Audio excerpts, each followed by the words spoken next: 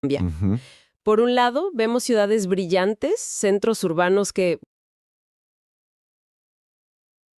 Bienvenidos a una nueva exploración a fondo. Hoy tenemos sobre la mesa un material que nos enfrenta a una de las paradojas, la verdad, más dolorosas de Colombia. Ujú. Por un lado, vemos ciudades brillantes, centros urbanos que corren hacia el futuro. Pero si una se aleja un poco de ahí, se encuentra con un país rural inmenso, donde parece que el tiempo se detuvo. Totalmente. Y la gente vive en una desigualdad que es, difícil de comprender. Y en medio de esa realidad, los textos que analizamos hoy lanzan una pregunta que resuena con mucha fuerza. ¿Para qué sirve la academia? O sea, ¿cuál es su rol real? Claro. La propuesta del autor es bastante atrevida.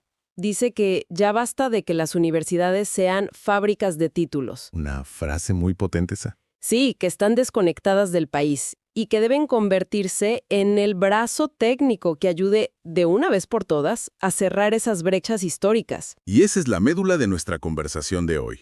No se trata solo de criticar, sino de analizar un modelo muy concreto que se propone.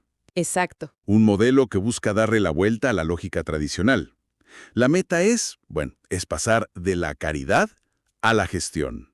Y que la vulnerabilidad se transforme en autosuficiencia. Justamente. Vamos a desglosar cómo esta idea intenta conectar el cerebro de la universidad con las necesidades más básicas del territorio, para atacar las causas de la desigualdad, no solo sus síntomas. Bueno, arranquemos por donde empieza el autor, el diagnóstico del problema. Él lo llama asistencialismo. Y para que quede claro, usa un ejemplo que seguro muchos hemos visto. A ver, Las famosas brigadas médicas que llegan a una comunidad rural. Montan unas carpas, atienden gente por un día sí, y se van. claro, y al día siguiente la gente se sigue enfermando por las mismas razones. Por supuesto. Porque el agua no es potable, porque no hay saneamiento básico. Es un parche que alivia momentáneamente, pero pues no cura la herida. El autor es muy duro con esto. Dice que es una forma de perpetuar la dependencia. Y frente a ese modelo, que a todas luces no funciona, el texto pone sobre la mesa una idea que suena simple, pero que tiene un alcance enorme. Crear un servicio social obligatorio, un SOSO, que sea multidisciplinar. Y ahí está el detalle clave. Exacto, porque hoy ese servicio solo se le exige a los profesionales de la salud. Y aquí es donde la argumentación se pone realmente interesante. El autor plantea una lógica que te obliga a repensar todo. Dice, y es una frase potente, que la salud en estas comunidades no empieza en un consultorio médico. Ah, no. No, la salud comienza en el grifo de agua potable y en la seguridad alimentaria. ¡Wow! Esa sola idea cambia por completo el tablero de juego. Ya no estamos hablando solo de médicos y enfermeras. Un momento. Esto es clave. O sea que el autor está diciendo que la herramienta más poderosa de salud pública en una comunidad olvidada no es un bisturí ni una pastilla, No, sino la mezcladora de cemento de un ingeniero civil. exactamente. Es un cambio de perspectiva total. Es redefinir la salud como una consecuencia del entorno en el que vives. Y a partir de ahí, la propuesta fluye con una lógica aplastante. Si la salud empieza con el agua potable, ¿por qué el servicio social obligatorio es solo para médicos? Y lanza la pregunta central, ¿por qué no para ingenieros? Entiendo la idea y suena potente. Pero, pues me pregunto, ¿no sería un caos logístico mandar a cientos de recién graduados de ingeniería a zonas remotas? ¿Cómo se organiza algo así en la práctica para que no se vuelva pura burocracia? Es una pregunta válida, y el texto lo aborda no tanto desde la burocracia, sino desde el propósito. O sea, no se trata de enviarlos sin un plan. La idea es que lleguen a ejecutar proyectos muy concretos. Ah, ok. Proyectos que son los que verdaderamente transforman. El autor menciona, por ejemplo, ingenieros civiles planificando pequeños centros poblados para que la gente no viva tan dispersa. Claro, para que tengan acceso a servicios. Exacto. O habla de ingenieros electrónicos instalando paneles solares para dar autonomía energética, o de ingenieros de sistemas creando redes para conectar a la comunidad. Claro, son proyectos tangibles. Un acueducto comunitario, por ejemplo. Si lo piensas, esa sola obra previene muchísimas más enfermedades gastrointestinales Muchísimas más. que miles de consultas médicas para tratar esas mismas enfermedades después. Es medicina preventiva, pero hecha con tuberías y cemento. Has dado en el clavo. Esa es la esencia de la propuesta. No es solo construir por construir. Es entender la ingeniería como una herramienta de salud pública. Ujú. Es un cambio de paradigma donde el conocimiento técnico de un ingeniero se conecta directamente con la prevención de enfermedades. El autor lo llama pagar una deuda con la sociedad. Me gusta esa idea. Pero no es una deuda que se paga con dinero, sino con conocimiento aplicado que transforma el entorno físico y, como consecuencia, la salud de la gente. Me gusta esa idea de pagar la deuda. Pero se me ocurre un problema. Puedes enviar a los mejores ingenieros del mundo con los mejores proyectos, pero si la comunidad no se apropia de eso, Ajá. si no lo siente suyo, ¿no estamos condenados a repetir los mismos errores de siempre? ¿Con obras que se abandonan a los 2 años? ¿Cómo aborda el autor ese factor humano? Excelente punto, porque es precisamente el siguiente pilar del modelo. El autor es muy consciente de que la tecnología sin la comunidad no sirve de nada. Y para explicarlo, primero describe el modelo tradicional, que llama convenio comunidad-gobierno, y lo califica de una forma, muy dura, A ver, casi como una forma de explotación moderna. ¿explotación? ¿Por qué tan fuerte? Porque el esquema que describe es el siguiente. El Estado, a través de la alcaldía, pone los materiales. Ok. Digamos, el cemento, la arena, los ladrillos. ¿Y luego? Se espera que la comunidad, que ya vive en condiciones de vulnerabilidad, ponga el trabajo físico, la mano de obra, gratis. Ah, claro. Es un modelo que asume que el único aporte de la gente pobre es su fuerza bruta. Entiendo. Se perpetúa la idea de que no tienen capacidad de gestionar o de pensar, solo de cargar cosas. Exacto. Pero entonces el autor introduce lo que él llama el catalizador del cambio, y es algo muy concreto. Una ley, la Ley 2166 de 2021. Ok. Esta ley es una pieza fundamental en todo el engranaje, porque le da poder real a las juntas de acción comunal, las JAC. ¿Qué poder les da? Les permite contratar directamente con las alcaldías y ejecutar proyectos. Ah, Ya no son solo mano de obra. Legalmente pueden ser los gestores. o sea que la ley abrió una puerta que antes estaba cerrada. Abrió una puerta gigante.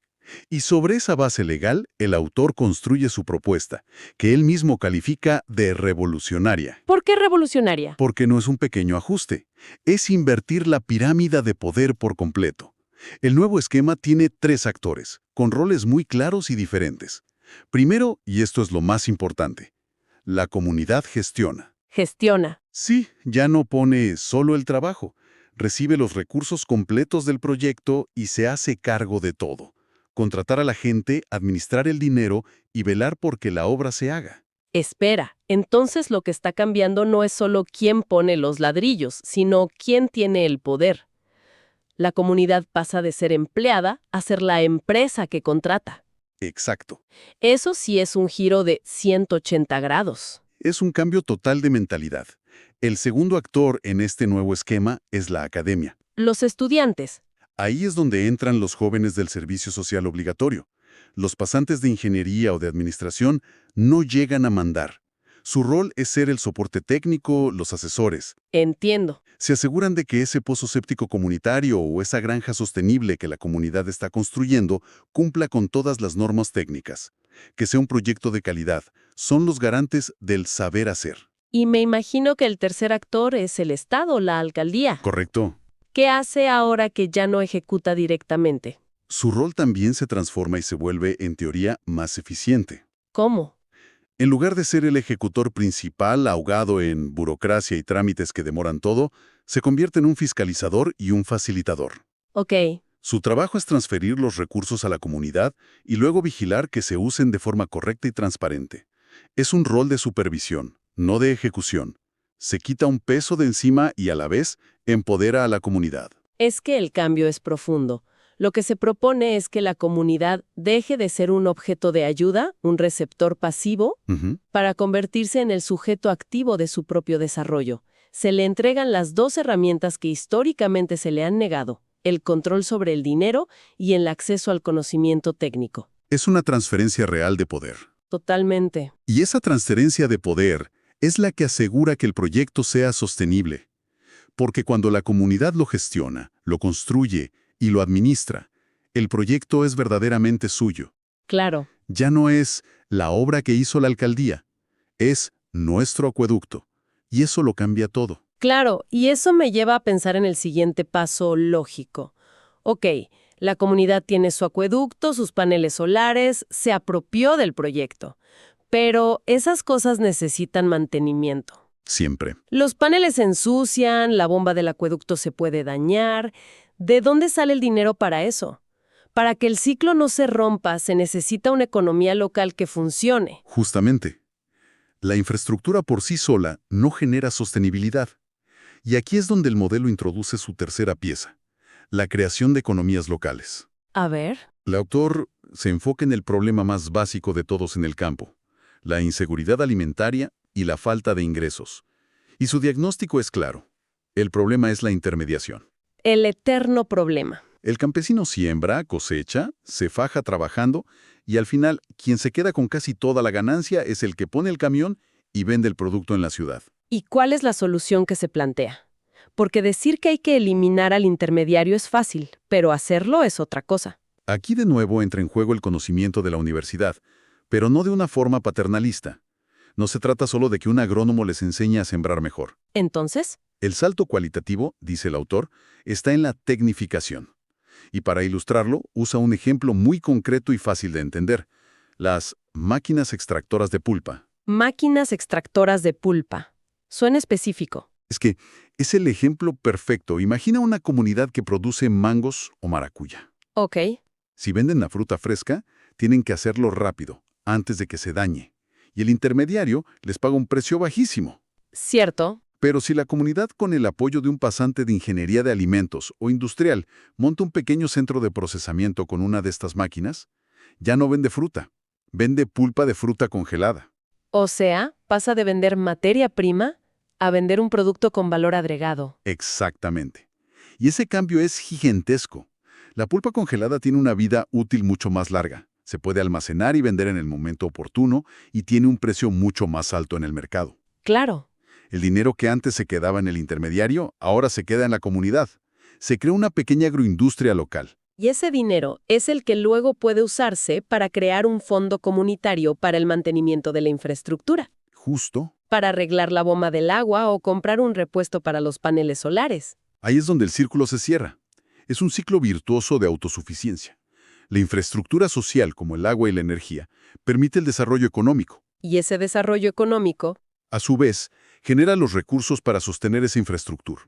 La comunidad ya no tiene que esperar a que el político de turno, 4 años después, se acuerde de que existen. rompe el ciclo de la dependencia. Totalmente. Entonces ya tenemos las tres piezas: infraestructura construida con conocimiento técnico, una comunidad empoderada que gestiona y una economía local que genera recursos.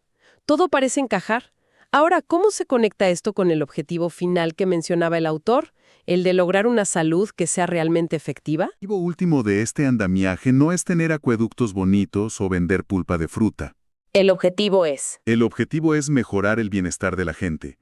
Y aquí es donde el concepto de atención primaria en salud, la APS, cobra un nuevo significado. que tradicionalmente es llevar médicos y enfermeras al territorio. Sí, pero el texto argumenta que, cuando esas visitas se hacen en un contexto de carencia absoluta, se convierten en misiones de rescate. Misiones de rescate. Claro, el equipo de salud llega a apagar incendios, a tratar la diarrea aguda por el agua contaminada, la enfermedad respiratoria por el humo de la leña. ¿La desnutrición? Viven en modo emergencia. Pero si los otros problemas ya están resueltos. La labor del equipo de salud se transforma radicalmente. Claro. Si la gente ya tiene agua potable, un sistema de saneamiento, energía limpia y una fuente de ingresos que le asegura la comida, la visita del médico y la enfermera deja de ser una misión de rescate. Se convierte, como dice el autor, en un seguimiento fisiológico. Seguimiento fisiológico. ¿Qué significa eso en la práctica? Significa que por fin pueden hacer verdadera prevención. Pueden enfocarse en el control de crecimiento de los niños, en los controles prenatales de las embarazadas, en educar sobre hábitos saludables, en la salud mental. En construir bienestar. Exacto, porque la lucha diaria por la supervivencia ya está superada. La salud deja de ser la lucha contra la enfermedad para convertirse en la promoción activa de una vida sana. Entiendo. Es como si los ingenieros y los administradores prepararan el terreno para que los profesionales de la salud puedan hacer su trabajo de verdad. Es la definición perfecta de interseccionalidad. No es cada uno por su lado.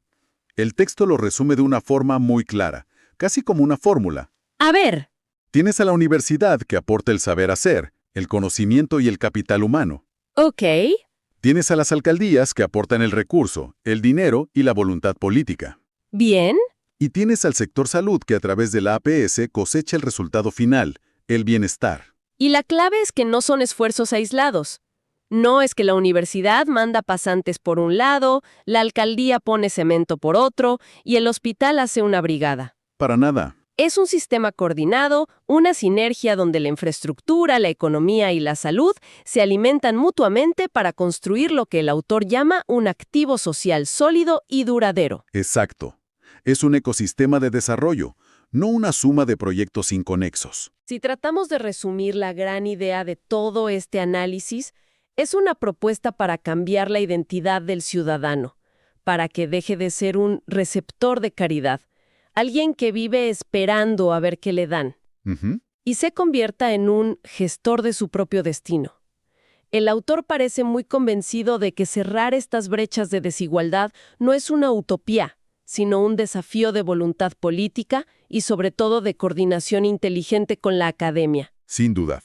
La fuerza de la propuesta que hemos analizado hoy está en esa idea de alinear tres motores que casi siempre han funcionado por separado. Y a veces hasta en contra. Totalmente. El conocimiento riguroso de la universidad, la fuerza y la sabiduría de la comunidad organizada y el respaldo financiero y legal del Estado. La tesis es que si logras que esos tres motores empujen en la misma dirección, se puede empezar a pagar esa deuda histórica con la Colombia rural. Es un modelo que, como vimos, se enfoca mucho en ingenieros y administradores para resolver problemas muy concretos de infraestructura y gestión. Y esto, inevitablemente, me deja con una pregunta. Una pregunta que creo que vale la pena que se la lleve quien nos escucha.